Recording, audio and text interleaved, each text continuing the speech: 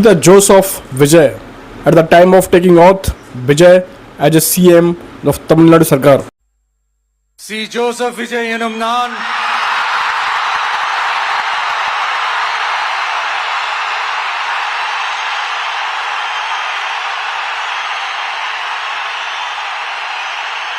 சட்டப்படி அமைக்கப்பெற்ற இந்திய அரசியல் அமைப்பின்பால் உண்மையான நம்பிக்கையும் மாறா பற்றும் கொண்டிருப்பேன் என்றும் இந்திய நாட்டின் ஒப்பில்லாத முழு முதல் ஆட்சியையும் ஒருமையையும் நிலை நிறுத்துவேன் என்றும் தமிழ்நாட்டு அரசின் முதலமைச்சராக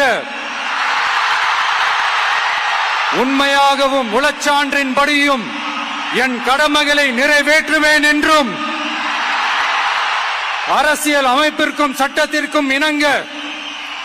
அச்சமும் ஒருதலை சார்பும் இன்றி விருப்பு வெறுப்பை விலக்கி பலதரப்பட்ட மக்கள் அனைவருக்கும் நேர்மையானதை செய்வேன் என்றும் ஆண்டவன் மீது ஆணையிட்டு உறுதிமொழிகிறேன்.